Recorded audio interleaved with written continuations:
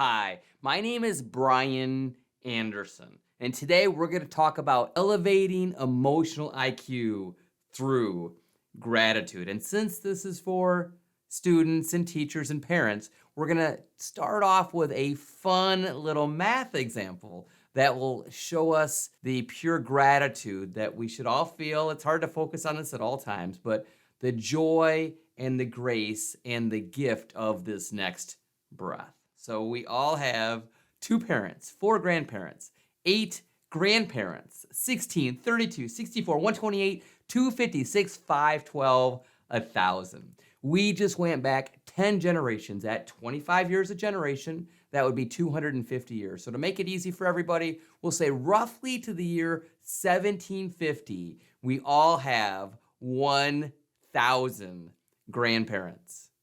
2,000, 4,000, 8,000, 16,000, 32,000, 64, 128, 256, 512,000, a million.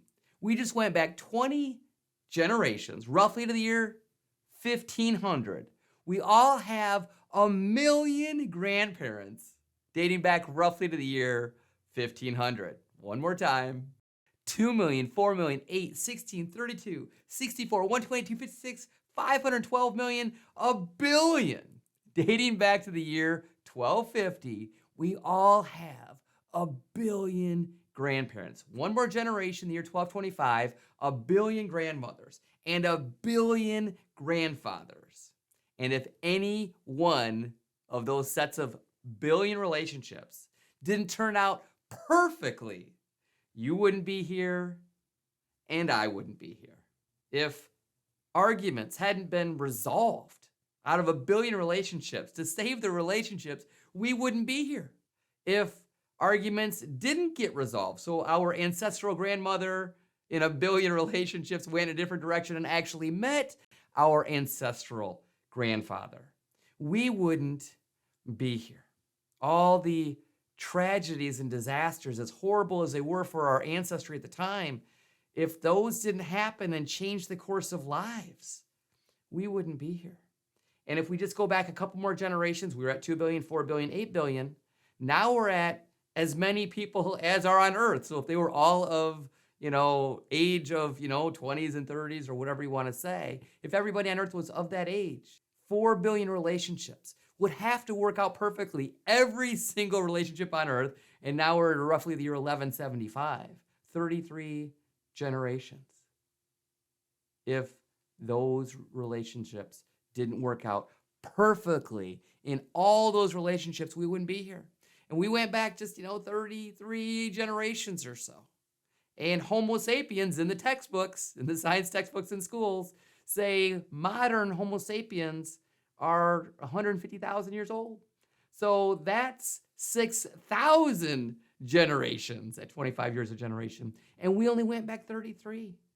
So many things had to work out so perfectly.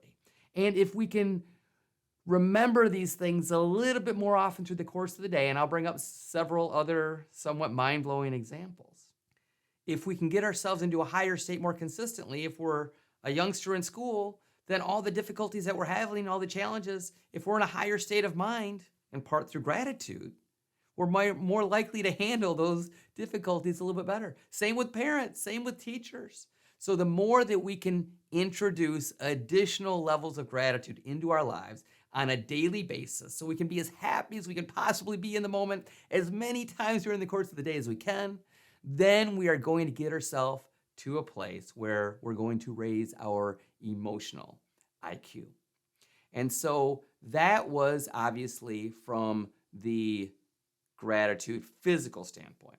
Now we're going to shift gears to what great minds have been saying through the course of the generations and the centuries and the millennia, where we've had great minds. It doesn't matter which spirituality it is. We're not getting specific at all here. It doesn't matter which one. They all mention this thing called eternity. Okay. And in the science textbooks, it also says that the universe is 13.8 billion years old. And so if these great minds through the course of time are right in regards to this eternity thing, and even if they're not, and I think they are, but even if they're not, and we believe that they are, it's very powerful what we believe, if we believe that they are, and we've got this 13.8 billion year segment that we're in right now, then this is just the first 13.8 billion year segment. And then there's another one, and then there's another one, and then there's another one. And the point of this is that whatever difficulty any of us may be going through at any one particular point in time, it is such a tiny sliver relative to all that we are.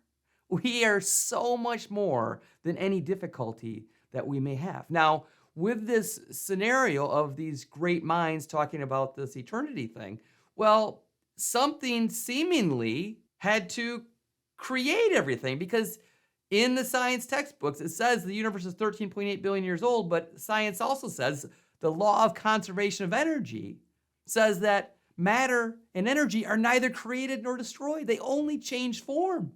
So science has a little bit of a difficulty there, because you can't make something out of nothing. That's what science has a law about. So that speck that had all matter and energy in it, it had to get there somewhere, and that's when it shifts over to those other great minds. And however that got there, all right, that is an incredibly big deal. However that got there. And that to me is like the elephant dancing across the night sky in terms of another scenario where we can just add so much additional gratitude, because how can there be, science says you can't make something out of nothing.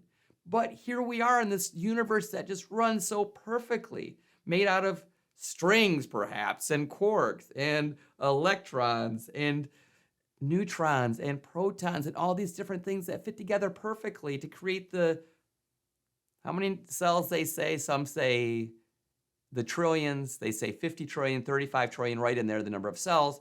All these things come together. DNA is just so perfectly designed just for us to get a chance to take this breath. So there's so many incredible things that are going on. Now, with those great minds that talk about the spirituality side, if there's a soul behind everything, and that's what those great minds talk about, if that's the case, then there were infinite choices of a soul to create for the student that we're referencing today, or the teacher, or the parents. There are infinite choices for souls to be created, infinite choices. Yet, the student we're talking about today, their soul was created to be a part of this body, and that soul is eternal. That is so powerful, because if a focused moment was taken to create my soul, and the student's soul, and your soul, and the teacher's soul, and the parent's soul, then what a magnificent gift of a soul for that focused moment. We were in that moment that our soul was created. We were given the gift of eternity, all right? That's a really, really, really big deal, because I have a model that I created with words that you've heard before, but fear, ego, and worthiness, okay? Those are, whenever we take an action that we don't like what we did, it's because of fear, ego, or worthiness. Sometimes we just want to get away from that stuff, so distraction can be another scenario, and physical pain, okay? But generally, when there's an action that we don't like the way that we took it, it was fear, ego, and worthiness. Well, if our soul was created and we were given the gift of eternity, then that gift has infinite value. And I think the biggest issue that the majority of students and teachers and parents have are worthiness issues. Is if we just get down to it, and I never thought about this. I traveled the country, all 50 states, was in the national news on some things, but I never just ever thought about the word worthiness.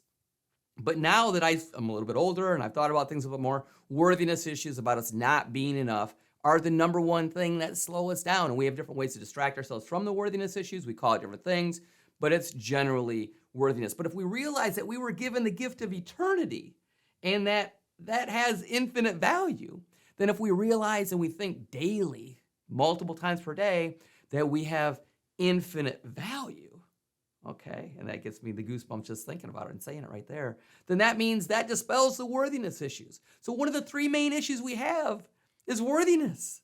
And we dispelled it by realizing that we are eternal. Therefore, we have infinity. We've been given the gift of eternity. And if that's the case, then we have infinite value. There's nothing more valuable that can be created than a soul. and we were given the gift of a soul. Therefore, worthiness issues, if we focus on that enough and get into our brain, then we can resolve and take care of the worthiness issues. All right? If we're eternal, which we are, then we are, by definition, invincible. All right? So we talked about fear issues. Well, if we realize that we're invincible, that anything that we do now is just a sliver of this first 13.8 billion year segment, then the next one, then the next one, then we realize we're invincible, then the fear goes away. You can't have fear and invincibility at the same time. So if you realize in a safe manner, we don't want to be jumping off any high levels of cliffs or anything, but if we realize in an intelligent way that we truly are invincible because we're eternal, therefore the fear is gone. So now fear and worthiness issues are gone. And then the other scenario is sometimes we cover up the worthiness issues with ego. And I've just created a model for that where everything goes back, even in the textbooks when we talked about the Big Bang and 13.8 billion years ago. Well, even if we don't include the spiritual side, all matter and energy was in a single point. It's smaller than a quark, smaller than a molecule, smaller than an atom. So we all were one. Our ancestry, which I just went into a second ago, our ancestry, if you bring it back 13.8 billion years, we all are one. We all are connected. And by realizing that we're all connected consistently on a regular basis, this is not easy. It takes a lot of practice. But by doing that on a daily, consistent basis, we realize that we are one.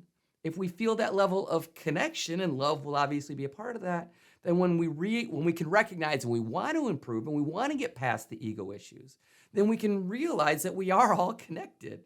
And if we're all connected, then that gets us past the ego issues, because ego is being better, trying to pretend like we're better than somebody else.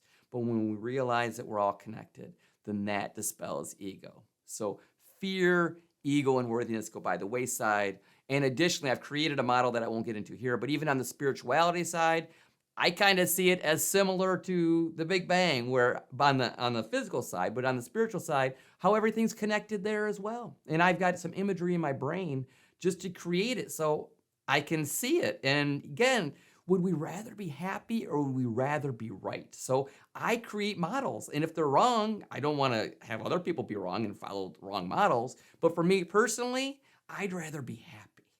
And therefore, I create models, including spirituality and everything being connected originally. So therefore, again, I get past the ego issues, hopefully much more often, because I feel the sense of connection with everything and everyone, and even the nature that's all around us, because I see on a consistent basis with my brain, which is based in science, that everything was one. Therefore, we share this connectedness. Therefore, that can get us past the ego.